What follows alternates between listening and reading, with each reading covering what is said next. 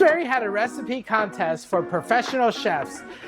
It was called Neighborhood to Nation Recipe Contest. I entered and won. Here's my prize-winning recipe. It's the Sunshine State Mandarin Orange Cake, and it's got pineapple cream cheese frosting over Mandarin orange layers of sponge cake. And to garnish, it's got a little bit of almond tuile cookies just along the top. To make this cake, you'll need 1 cup of water, 1 cup of oil, a neutral oil, 6 eggs, a can of Mandarin oranges, and 2 boxes of yellow cake mix. Add in eggs one at a time until well combined.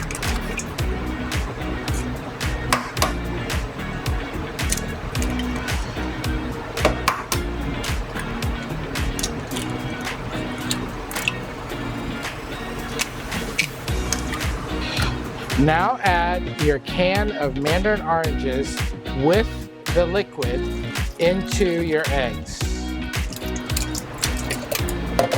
Add your water and your oil. Add 2 packages of yellow cake mix. Turn your mixer on for 30 seconds at low speed.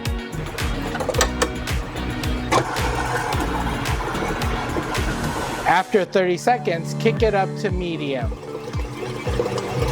Let that run for 2 minutes. While your cake is mixing, cut 3 round circles for 3 8-inch cake pans.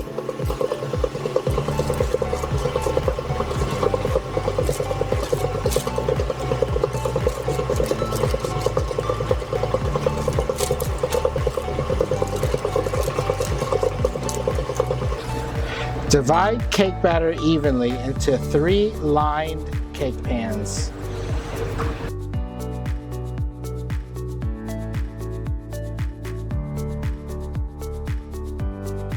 Place cake pans into a preheated 325 degrees convection oven for 35 minutes.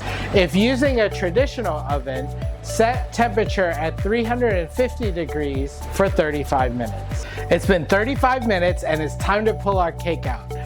So I'm looking in and I see that the cake is nicely domed and is starting to separate away from the sides of the pan. That's how we know it's ready. You see how the edges are just starting to come away? And it doesn't matter that they're domed. It will shrink a little bit while it's cooling, and then we'll also cut it so that it'll be even for when we frost. We'll let these cool for about half an hour to an hour, and then we'll cut them out of the pan and put them in the freezer so they'll be easy to frost. Okay, now our cakes have cooled and they have sunken in a little bit, because what happens is when it's baking, it springs up, and then when that hot air goes away, it just kind of falls back down. So now that it is cool, I'm gonna run a knife along the edge of this pan, and we're gonna flip out each of the layers.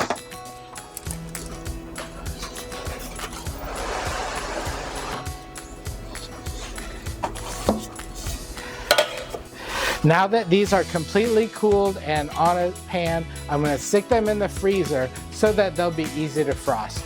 The reason why we stick them in the freezer before frosting is so that all the crumbs stay on the cake when we frost it.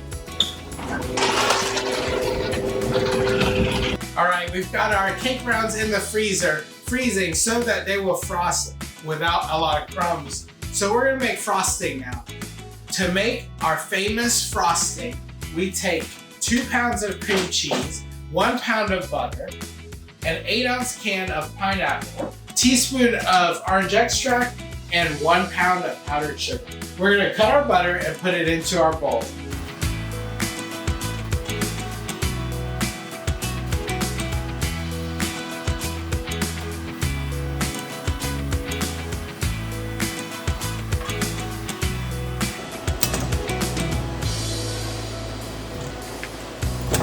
Next, we're gonna add in 1 pound of powdered sugar. Cream these 2 ingredients until you have a nice consistency.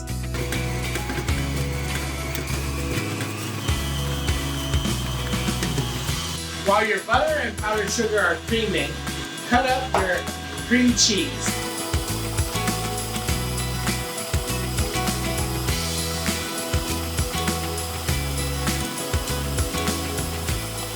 Our butter and powdered sugar is nice and creamy, and now it's time to add in our cream cheese.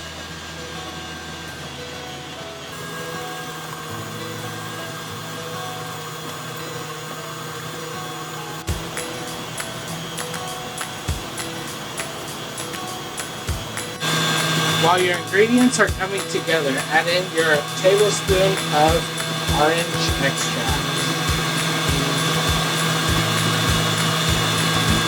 Drain the liquid out of your pineapple can. Chop your pineapple chunks into small pieces.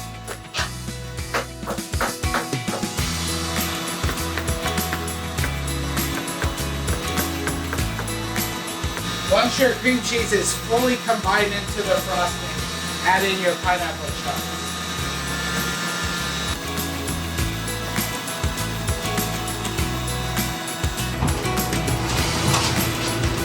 We're going to take our frozen layers and cut them in half the flat way.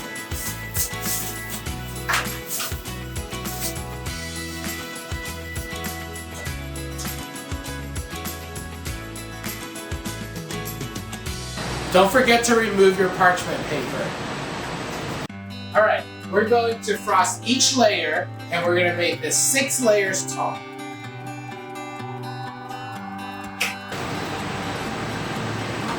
The reason we freeze the cake layers is so that the crumbs hold on to the cake a little better. When you're frosting the cake, those crumbs can mess up the look of your cake, which is why so many people use a crumb coat of frosting before they put their final layer.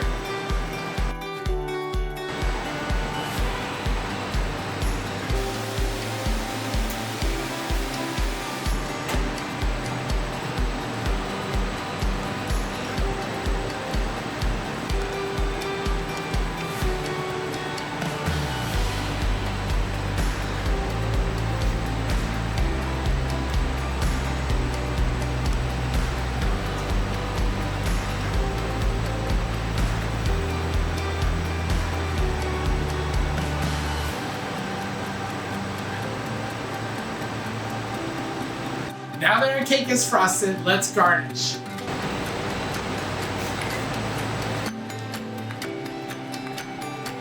To finish our cake, we're just going to put dots on the top, and we're going to use your favorite cookie.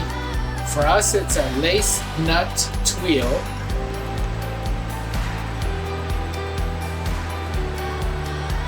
And there's our cake all decorated and ready for any special occasion. Let's cut into it and see what's inside.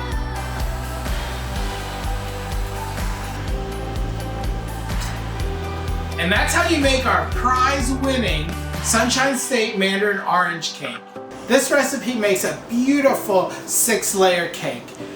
Each of those 6 layers are held together by this delicious pineapple cream cheese frosting. The frosting is good just by itself, and you'll want to eat it with a spoon.